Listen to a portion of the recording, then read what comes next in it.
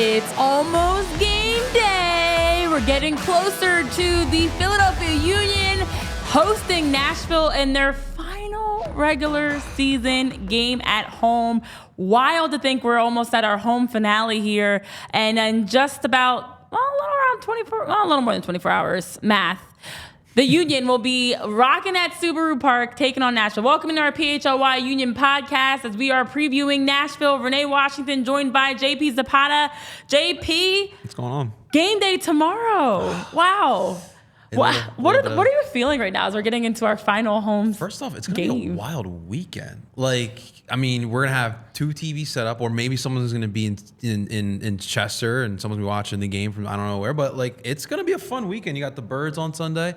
So Philadelphia, it's October, and it's red and blue October is right around the corner. I know Red October's in full effect, but I'm excited. It's a little bittersweet, right? Last regular season match.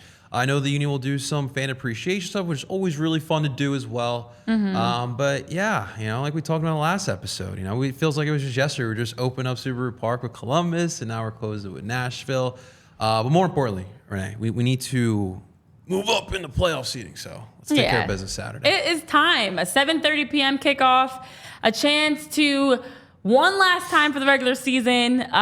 Send us off into the postseason and send fans off from home the right way. Obviously, there's that break with the international break before the official final regular season game. That's on the road.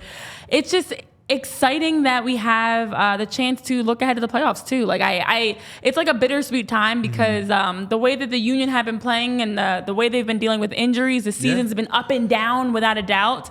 But it's like, okay, we've been talking about the postseason ever since November 5th of 2022. We've all been looking forward to the postseason a little bit more this year. And here we finally are that we're like 2 games away. We will, of course, as we get closer to the playoffs, have shows specifically talking about it. But today with it, it's like, as you wake up Friday and you realize the game against Nashville is coming up that much closer, it's insane to think about that we are here.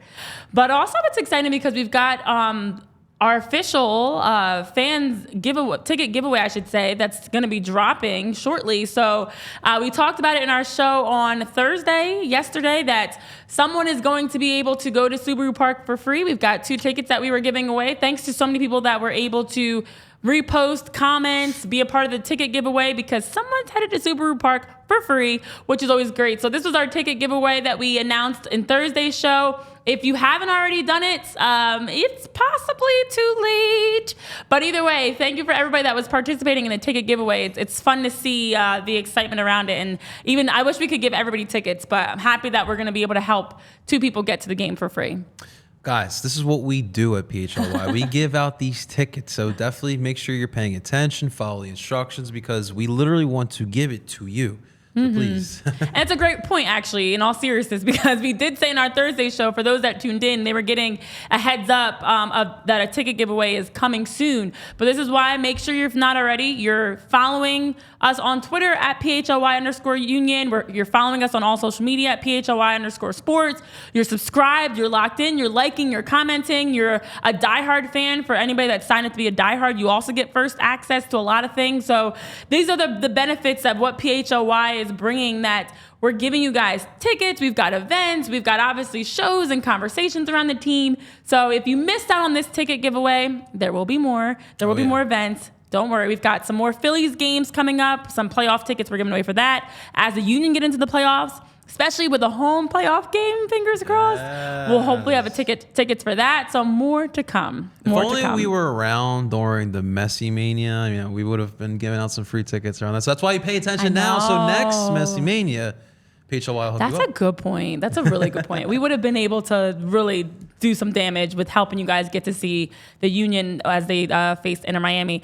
Okay, so Lots to talk about today. Yeah. Let's start with just jumping in previewing the matchup against Nashville tomorrow. Let's do it. Because Nashville is a team.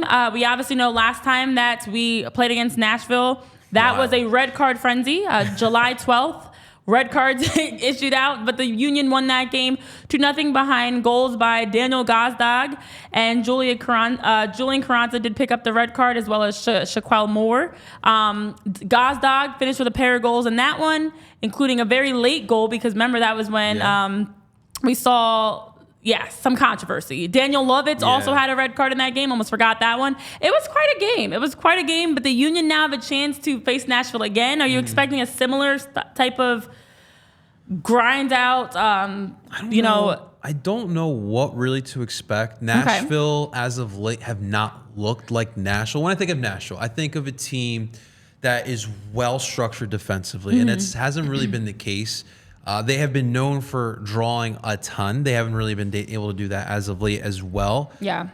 We talked a lot of the narrative around the league lately has been the amount of matches a lot of these teams have played, including our own Philadelphia Union. And I think Nashville could be one of those teams that also have fallen into that category, as well as they're trying to, keep their head afloat in this crazy scheduling. It could be a couple different things. I mean, their attack has always been an issue, but this year it really has. They just got Surge from England this year, their forward, and he in Leagues Cup looked good and trying to find his grounding in the MLS play. Could Gary Smith's tactics finally caught up to him? You got to change it up. Like, that's the one thing. Like, you got to be flexible, and over time, like you saw in Colorado this year, Robin Fraser, although won Coach of the Year, that message can get stale, and I wonder if that's happening for Nashville. And I'm hopeful. I feel good after Wednesday's win against Atlanta. I want to hope that the Union can take that and play with that confidence here against Nashville. But it's I don't really know what to expect from Nashville tomorrow. I'm going to be honest with you. And I think that could be a good or it could be a bad thing.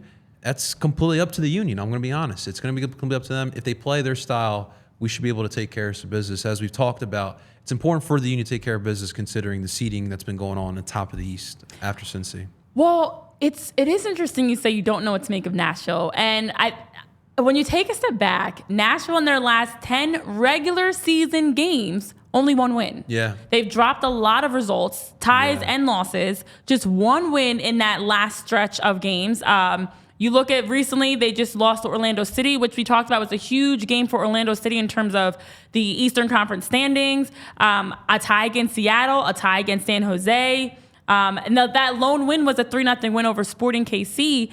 But you lose sight of that because of the fact that they went the distance in the Leagues Cup and lost in PKs to Inter Miami. So it doesn't feel like this is a team that's hit a skid and has been winless in 9 out of 10 of their last regular season games, because we saw them winning games in the Leagues Cup. And first of all, the Leagues Cup final was extremely exciting. Yeah, it was. But do you feel like almost... This is the sense I get, and I'm curious your thoughts. Yeah. That Leagues Cup final was almost like a game that took the wind out of their sails a little bit. I think the whole tournament took the wind under their that's a good sails. point. And, we'll talk about that a little bit later, but I think the whole tournament really I feel like if you had the regular scheduling for the MLS, none of these issues that these teams are having. And, it's one thing like when we're saying it. It's one thing when LAFC's saying it, because obviously we've played a lot of soccer. But now when you have teams like Nashville having the same issues, like this is now becoming a league-wide issue. Yeah. And it's going to be interesting how that does affect going forward for a lot of these teams, but there's obviously injuries. But no, this Nashville team, honestly, like I think the big problem for them this year is that they don't really have that strong defensive structure that they have, that they've had in years prior. Because I look at their attack, like the MLS MVP last year, Mukhtar, is still here. Yeah. Surge, there's high hopes for him. He looked good in Leagues Cup, but it kind of got quiet. Obviously, our old friend Fafa Pico, which I hope he doesn't do the bachata in the goal line there. So we'll see about that. But, even a guy like Grant Leal, I've loved because of his versatility. I would love him on the Union because of that versatility, honestly. So the problem is that if Nashville does not have that, it's kind of like Philly. You don't have a strong defensive structure.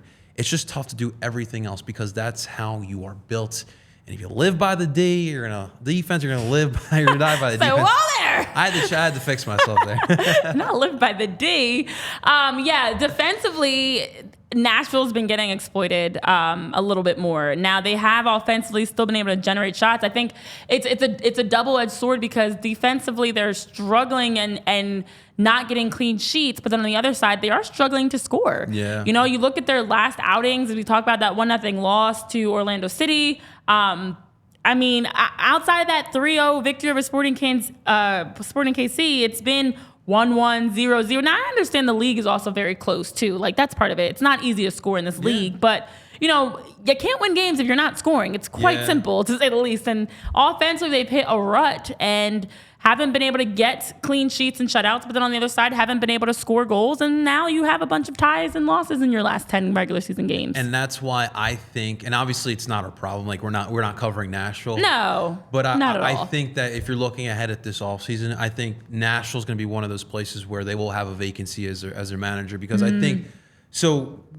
Gary Smith has been here since 2020, since the inaugural season, and that's all they know. That's the only tactics that they know. And I think that the problem right now is I think it's up top. Like, I think it is starting to get stale. I think that's something definitely to keep in mind, because the talent is there for Nashville. But I think that they just need a fresh voice. And they're obviously Nashville are going to stick with Gary Smith. Yeah, and that makes it even more appealing that the Union are facing Nashville at this stretch of the season. As we talked about in our Thursday show, when you look at the standings across the East, and we'll take a quick look at them again, the Eastern Conference is very close. And what's crazier is the Union in their final 4 games are facing off against 4 teams that are in the top 7 mix for standing. So to have a chance to go up against Nashville when you're looking at the table, Nashville wants to steal some points. Nashville's looking to climb the table with 45 points coming into the weekend.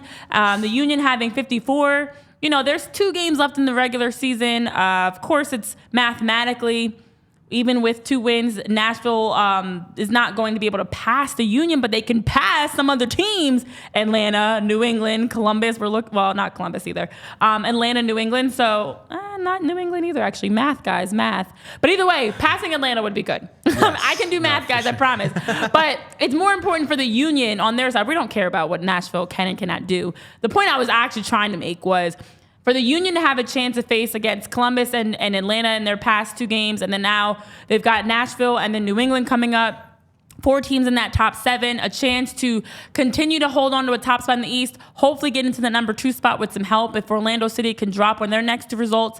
And then also for this, Nashville does have 3 games left, so they still can get 9 points. So as I was doing the math, guys, with 45 points coming into the weekend and a chance in their final 3 games to see if they can get 3 wins, we don't want that to happen. So every game is important, but also what I like about this, aside from the standings, JP, is it's always great, in my opinion, to get to play playoff teams down the stretch, because now the confidence, the momentum, as I always talk about, but you're not just going in and having easy games. And Jim Curtin has talked a lot about that. Like, every game they're playing down the stretch is a very intense playoff-like game. So what better way to get ready for the playoffs than to play against playoff teams?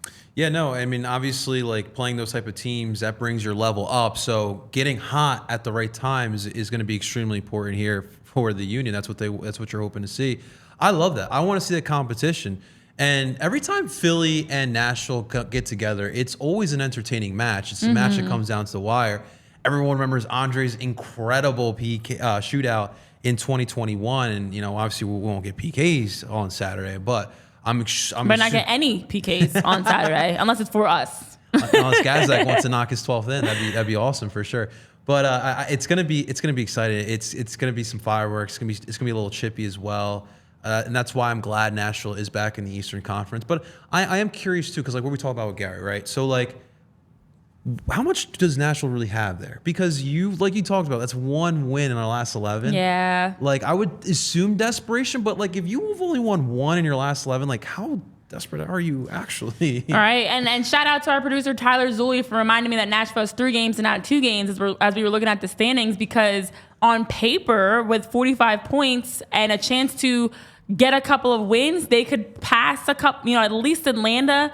If they can get 2 wins out of these 3 games, maybe even catch up to New England or Columbus. But they are right there on paper, but on the field, you're not getting that same type of a vibe from Nashville. It does feel like they've hit a skid, as you talk about it. The Leagues Cup may have taken a lot out of them. Not every team is built for the amount of games.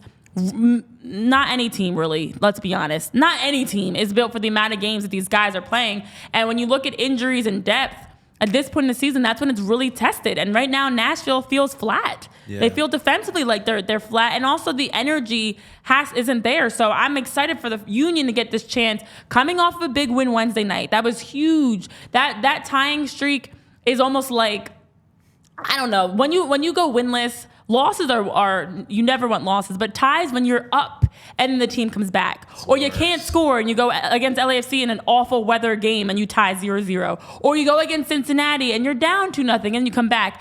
These types of games, although they do help long term, are just exhausting. You want to have a game, even though we saw Wednesday, Atlanta comes back, they close the gap, they make it 3-2.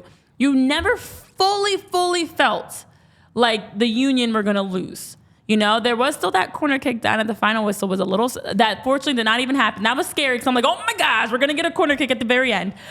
They were still in the attack at the end. Yeah. But, you felt like, okay, they've been playing well. They went up 3-0. You want to have games that you can breathe a little bit more. Yeah. Of course, you never can fully breathe until it's over. But I'm hoping that 3-2 win was what was needed to get over the hump.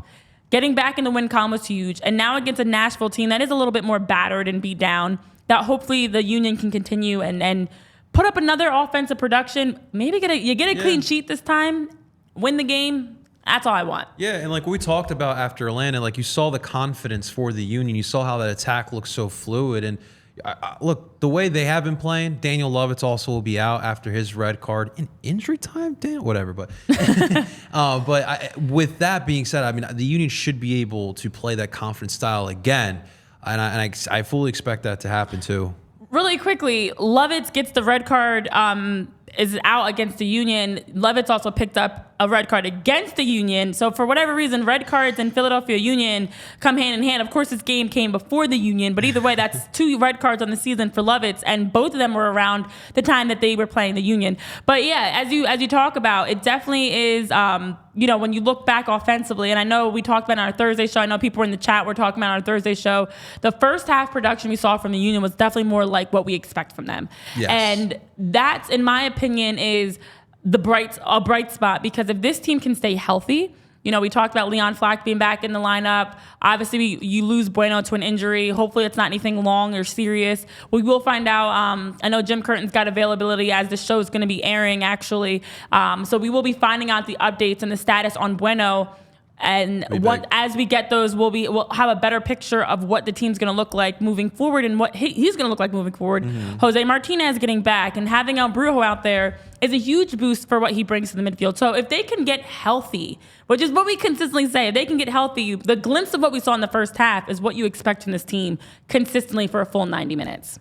Yeah, and you nailed it on the head. I mean, seeing some of those guys stay healthy would really be big here. But I mean, for first off, I want to see again another shutout, which absolutely can happen here against Nashville. But I also am curious to see. Shaq Moore wasn't in the 18 for Nashville the last match here against Orlando, and the last Union versus Nashville match ended with a little bit of extracurricular activities by Carranza and Shaq Moore. I was kind of hoping for round 2 there. I'm not sure if that will happen, but. Now, I mean, this week was big because you had Atlanta, you had Nashville, 2 playoff teams. I really want to see the Union finish strong. What better way to have it? We're talking about being hot in the playoffs, going into the playoffs. I'm saying. So, what better way than to get a win against Atlanta, win against Nashville, a win against New England? I mean, come on, we're going hot at that point. Yeah, and you too can come in hot to Subaru Park for the final game. Because FOCO is the place that you can buy apparel for your favorite teams. FOCO, if you use that code PHLY, get 10% off of your purchase. FOCO already has great prices, low discounted prices, where you are able to find any sort of merchandise, apparel, collectibles, toys, bobbleheads. A lot of gear that we have in our studio is actually from FOCO. I actually just did an order myself from FOCO because they are a great place that's always got us covered with any sort of Philly sports merchandise. So head over to FOCO, use that code PHLY to be able to buy anything for 10% off. Now, staying hot is important. Momentum is important. Closing out the regular season healthy with wins, feeling good is important. And that's something that, you know, when you look at a Wednesday game, I'm hoping will pour over into tomorrow's game, Saturday, because of the fact that we saw guys, a Daniel Gazdag, for example, Mikael Ure, who hasn't scored in the regular season in about a month, gets back on the scoreboard. To have guys scoring in the run of play for Gazdag, breaking the drought for Ure, those are things that will help you as an attacker. You have to see the ball hit the back of the net. Yeah. I've been in those droughts myself. It is very hard. You mentally try to continue to talk yourself out of it and stay optimistic and I'll get the next play. But eventually that next play has to go in. And so as an attacker for this offense, especially after last season, everybody's been talking the same thing about the offense not being the same as what we saw in production for 2022. The offense this, the offense that. All right, it's time to dispel those comments. And for Wednesday night, it felt like that was the first step really towards what we saw more of last year and hopefully we'll continue more of tomorrow against Nashville. It was like that killer instinct, and that's kind of what I saw from the attack in general. I mean, when you see that bicycle kick from Gaza, it literally just says it all. But even Ure's goal, like you saw how hard he worked on that one. I mean, he ran like 30 plus yards, something like that for that one. It's a great run. And to get that low shot, it's a hard angle to knock it in. So what better way to get confidence? I'm hoping he will be available. Again, hopefully Jim gives us some further words on him, on Bueno as well. Brujo, Glazes Flock, all of the above. So I think personally, if he's healthy, I mean, we should see some goals. But regardless, you're probably seeing Chris or Quinn. I think in that, if there's no Ure, I would assume that Jim's going to run with Donovan and Carranza because he likes that size of Donovan, and Donovan's willing to work. And I honestly, like, Walker Zimmerman's a great center back, obviously, I'm a USMNT guy and everything, but the way this unit of the back line of Nashville has been playing, and this as a team in general, they haven't played like a cohesive unit. So I'm interested to see if that high pressing get involved. Obviously, the low block had a big emphasis on Wednesday against Atlanta, but you know you're gonna have those opportunities. You're gonna be able to get Nashville in those tough spots. Subaru Park again, this fortress. So I'm curious to see if we can get that counterattack going and get some goals like that, because that's one way you can get the confidence going. And you saw on Wednesday, I mean, you get that one goal going, they got it. They've got the confidence rolling. You could see a couple goals rolling in. Yeah, and full disclaimer, as we're having this conversation, it is before Jim Curtin's presser because we actually are going to be jumping in and being able to join Jim's press conference. So we wanted to make sure we had a chance to get the show done. So unlike our usual live shows, we are not live right now. We won't even pretend to be like we are live. We're not live right now. We're having this conversation before the press conference, I should say. So there are going to be things that come up in Jim's presser that, of course, time in we'll Philly give. right now, guys. We got to pre-record. Yeah, you know, we got to listen. There's a lot going on right now. We have.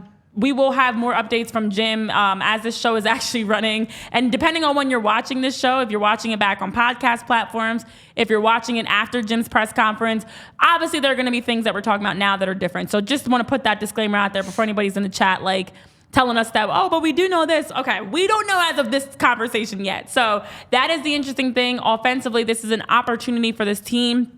As Jim says, they go as the front two go. They go as Gazdag and Carranza go. You know, they really are the engine behind this team. They get Mikael Ure going. They get, you know, the midfielders, Ali Bedoya. They have so much that they help contribute to. So against a Nashville defensive unit that's been struggling a little bit more, yeah, huge opportunity to go in and get 3 points. Also a huge opportunity, as you talk about, being at home for the final time in the regular season to close out. We are hoping for home games in the playoffs, but nothing is guaranteed. There's still a lot up in the air. We still have a lot of games around the league that are going to have an impact on what the final playoff picture seeding looks like. So our hope is that the Union can go in, take care of business, get 3 points, and let the chips fall where they may at that point. And then, of course, now you're going into New England. sitting pretty if you can go in and win. Let me ask you, kind of off topic here, but the drum banger obviously is a big deal for the Union as well now. We had Shannon Williams on Wednesday. Yeah, Shannon did a great job. This is kind of a big one because it's the last regular season. Who do you think could possibly be trotting out there to bang the drum? I think it's got to be a Union guy. I know you can't go too big because you need to save that for the playoffs. Yeah, but it's like the end. This is the finale. So I feel like you need to go. Like the Union will often bring in a personality. They'll bring in a Philly personality. It could be a reporter. It could be an actor. It could be an entertainment person. I think you go former player. We see a lot of Sebastian, but when's the last time you saw Sebastian hit the drum? Seba, yeah, it has been a minute. It has been a minute since we've seen Seba. Because that's the thing. It's got to be someone that has a strong connection to the Union fan base. That's going to get the excitement. That's going to get people cheering. And there are plenty of players that have that, but I don't know. I could see Seba being the guy. How about Alcino? Oh, in the area. I don't think he's done it. Fan favorite.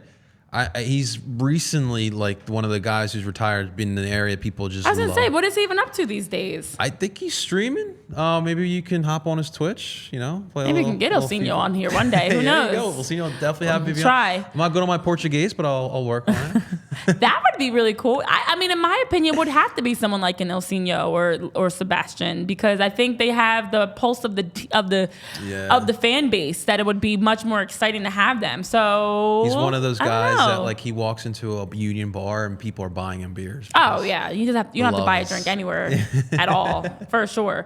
No, I'm excited to see who it is, who the final pick is, but I would imagine I'd be very pleasantly surprised if it's a non-Union former player. That tradition in Philadelphia. Like, I don't think many cities around the country do that, but that's dope that we do that. I know. It's fun because, first of all, you're guessing, but it's cool to have that chance to like welcome people back in, and it's instead of just starting off the game, you get the crowd hyped up. The drum has broken a few times now, the drumstick, I should say. So that part is always a little bit tricky, but shouts to Jason Kelsey. Yeah, and Freddie Mitchell. But it does allow for you to have that moment before the game starts to really rally the troops one last time. It's the opening whistle. I feel like you're always standing there for a couple extra awkward seconds. Mm-hmm. So I feel like before that even happens, it's just like, whoo, it's just getting you going. Like seeing Reese Hoskins roll out there in game one, like that type of stuff just gets you going. Oh my gosh, I know. So it's definitely something we're keeping an eye on. There's let us know in the comments too. Who you guys think? Who do you guys think is gonna bang the drum? There you go. Let us know. Yeah, as you talk about, Reese with the Phillies, Shannon with the Union. It's always great to see which former. Hey, I'll take Reese and Chester. That's a go. Who? I'll take Reese Hoskins and Chester. Reese can come down to Subaru Park also. Come on to Chester too. Especially if you're going to bring that same mojo of what the Phillies did against the Marlins. The Union could use some of that scoring ability. But look, there's a lot going on. A lot as we're looking in the final stretch. Let's just really quickly, I should say, go through the upcoming matches, because this weekend we've got a lot of games and a lot of postseason implications on the line, which is always that much better. I'm assuming a lot of fans will be watching a lot of Orlando, a lot of New England as well these next couple weeks here too. So it's going to be a lot of score watching here as we get in. And this is the fun part. Like, I was going to say, we enjoy the score watching because it's not predictable. Even as we're having this conversation, you have no idea what the final playoff picture is going to look like. Right. And I don't like when there's an easy favorite and there's an easy, there's a team that you can just bank on. They've got us in the bag. They're going to win it all. We can't say that about anybody. There's no shoo-in of a team. There's prediction. I know we talked Thursday about LAFC and the Union and back in the MLS Cup. We can make predictions, but it's not as easy of a shoo-in of who we think is going to win it all. But Saturday's games, we've got a nice picture, 2, 4, 6, 8. Who do we appreciate? 10, 12, 14. 14 different games across the league happening on Saturday. And, of course, as we know, the Union are going to be hosting Nashville, 7:30 p.m. That game at Subaru Park. That's a cool graphic there. Shout out to Tyler for putting that together. Hey. I love to see that. So that's the most important game of the weekend. Saturday night, 7:30 p.m. Eastern time at Subaru Park. Hopefully the tailgating goes great. Hopefully we're all ready to rock and cheer on the Union. Also across the league, we've got Montreal versus Portland. So a lot of games are starting at 7:30. Cincinnati, Inter Miami, New England against Orlando City. That's without a doubt a game to watch, as Orlando City and New England are both teams in the playoff picture already. but with room to climb the table, and hopefully New England can help us out a little bit and knock off Orlando City. Yes. Atlanta facing Columbus is another marquee game for Eastern Conference standings. Then we also have New York Red Bulls against Toronto, DC United taking on NYC FC, Houston Dynamo against Colorado, and then some other games around the league. LAFC is facing against Austin, Vancouver against Seattle.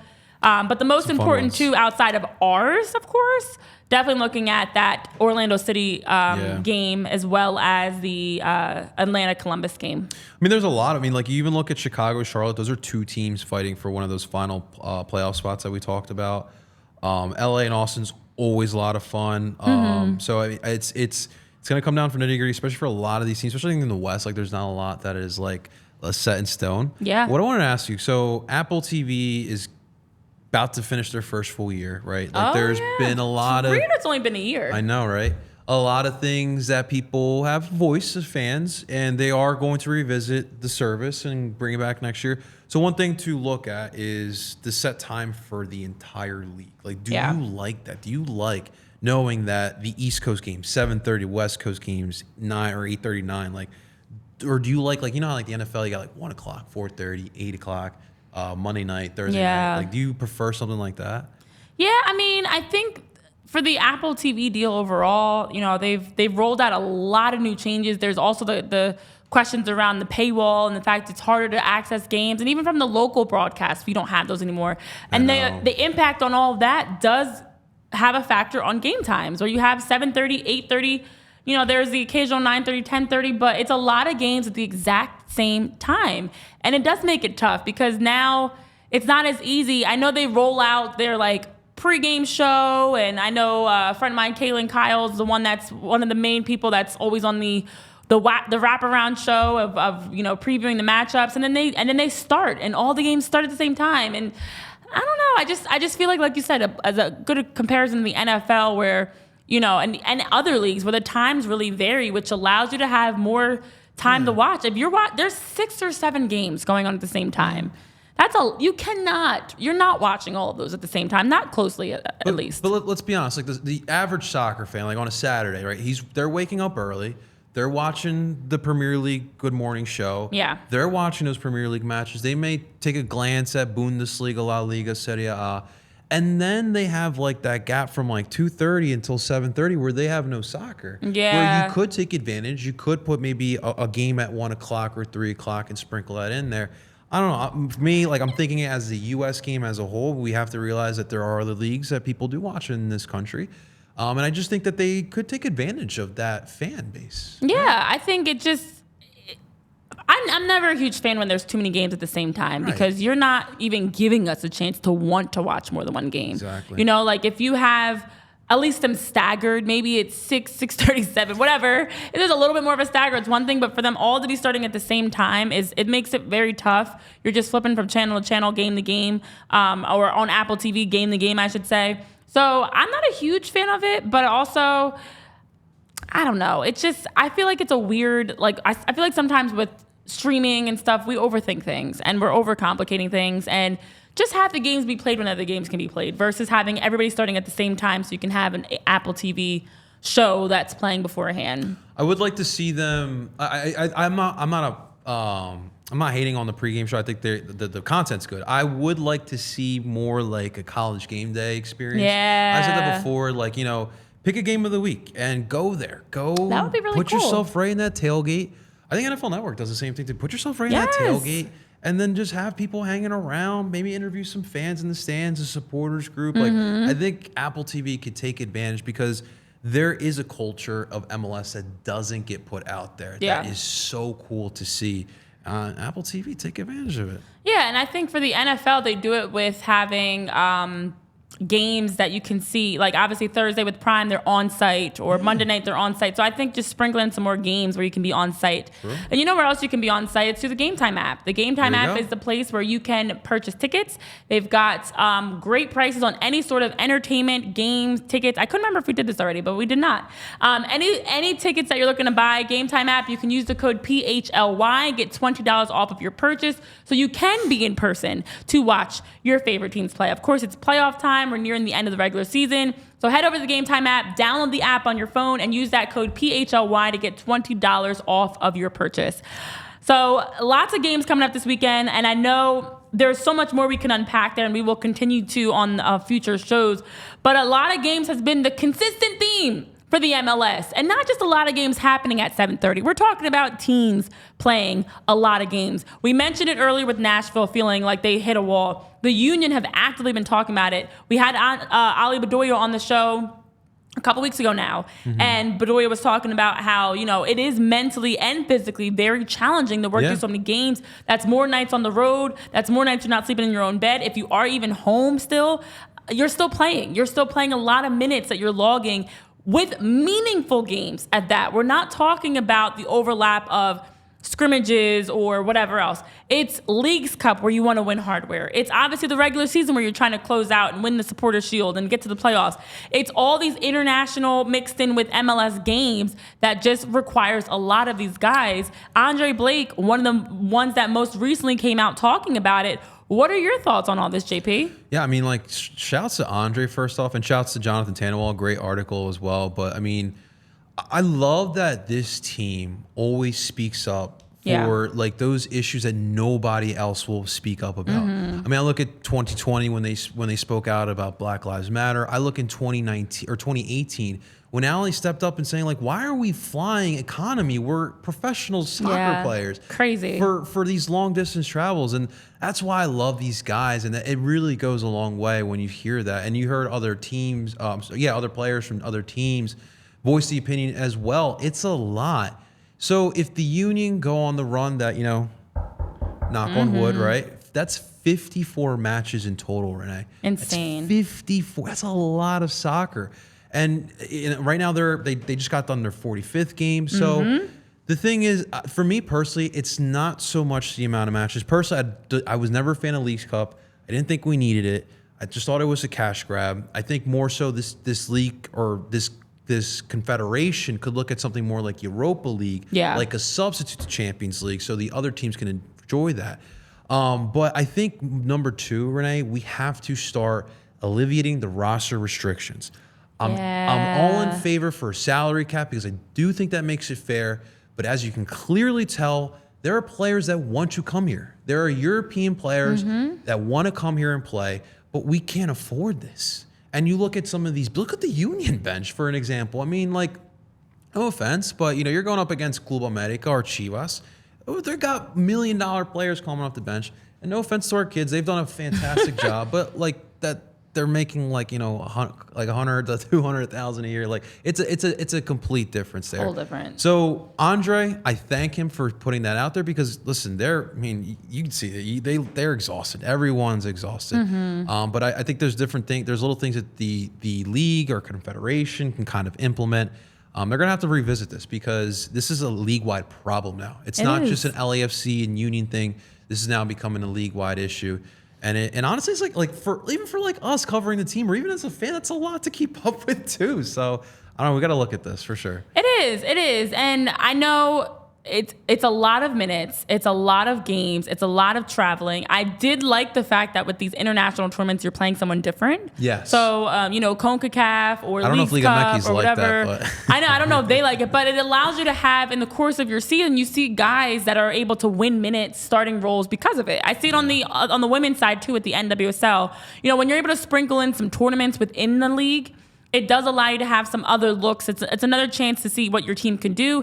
And you do get tired of facing the same teams over and over again. So I do like the fact that they're sprinkled in other opponents. Not to mention, of course, we always talk about the guys south of the border of us in Mexico, Liga MX, but there's other leagues in general that have a bigger following. So a way of, as we all know in this social media era, we're very good at collaborating, a way to collaborate with other leagues, and now their followers become our followers and our followers become your followers. It is a great way to grow the game, in all seriousness. It allows you to be able to reach audiences you may not have reached. I do think, like you said, if you're going to have these sprinkled in tournaments, you got to do it the right way. spacing out. Maybe the season needs to be a little bit longer. I think it's hard to have these international breaks. Like we play Nashville Saturday, then you're off, then you come back, and you're in the middle of the playoff push. And you have guys like Bueno and Jose who are leaving. You have a lot of guys across your roster getting call-ups. Shout out to them. But it does take away from the routine that you have to now fly across the world or go travel to a different time zone and then come back and resettle back in.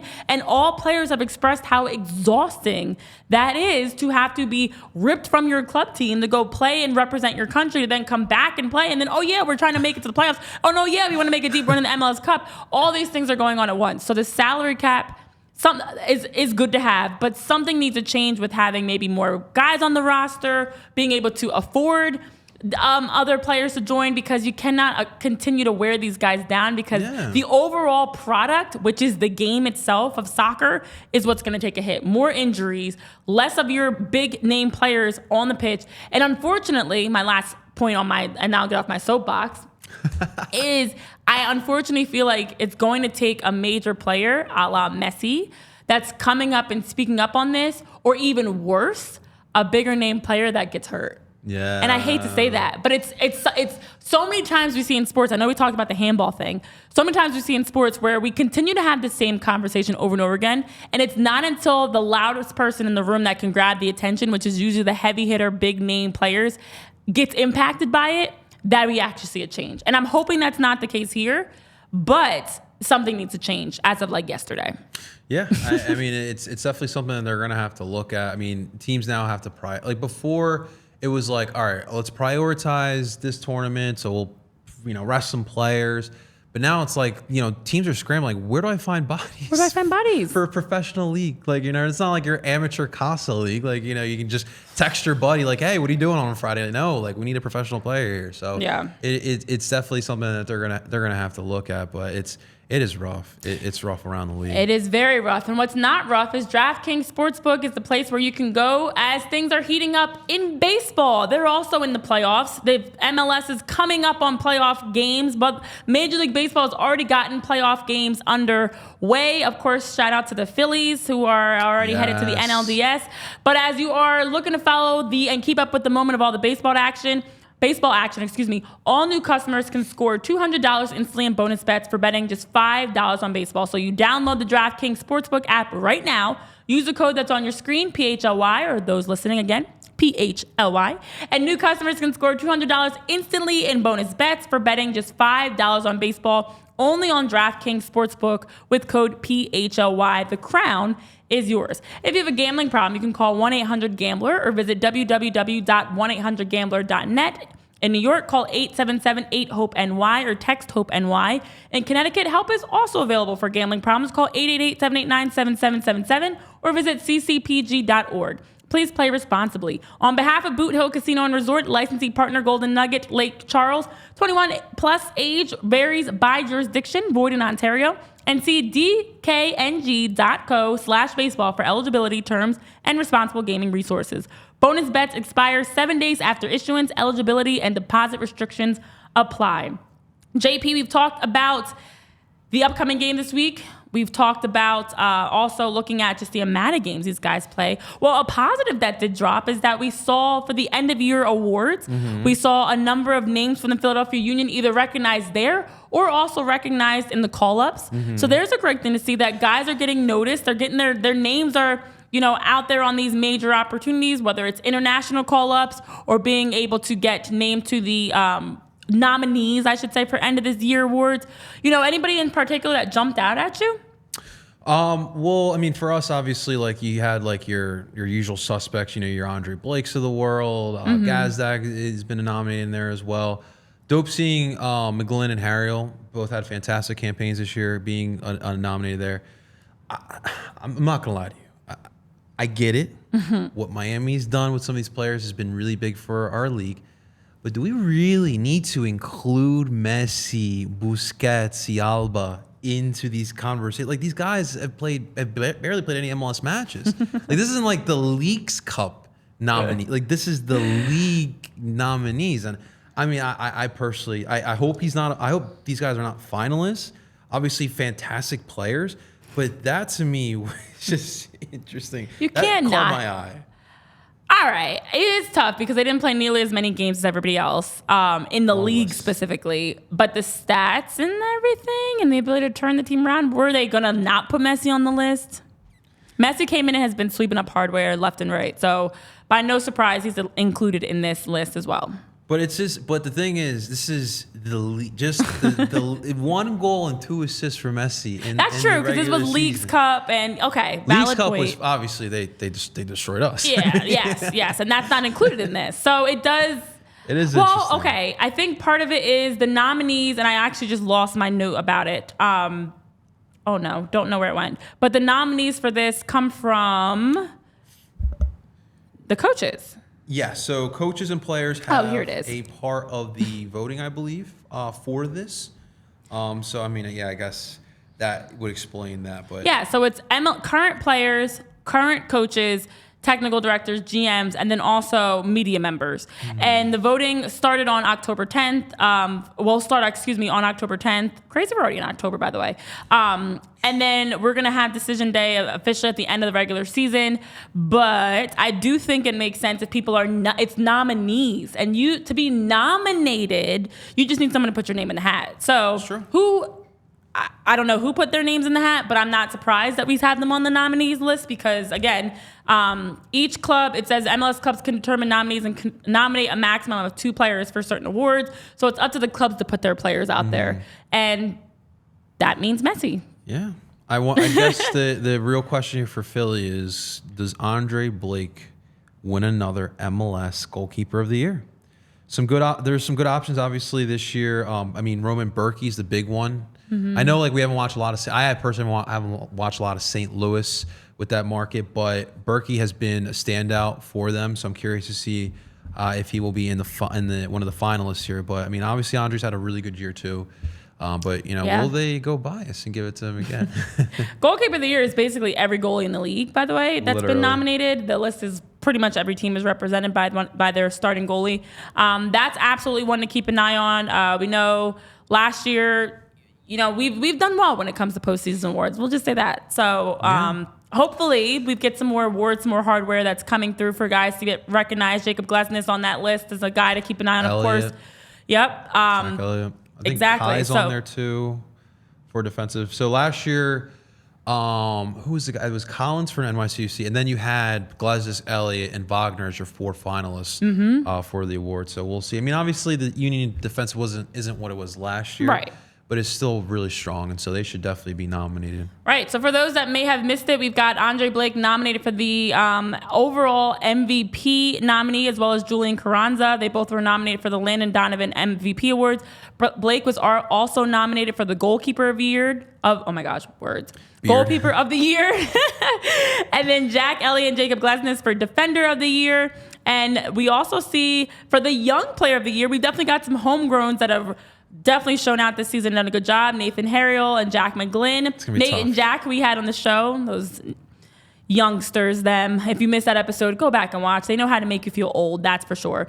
So definitely good to see players representing the Union across the number of these nominations. And then as you talk about, Ali Bedoya nominated for the Impact Award. Which would be well-deserved because Ali is very, very much active in just helping to speak out on any sort of community initiatives. And then Jim Curtin for Coach of the Year because every coach is basically nominated for that too. So lots to keep an eye on as we wrap up here because it's almost, again, we're getting closer and closer to game time, which is exciting. Any predictions on this Saturday matchup between the Union and Nashville as we wrap up? I mean, I still think it's going to be a tough match. I could see like a 60-minute just dogfight.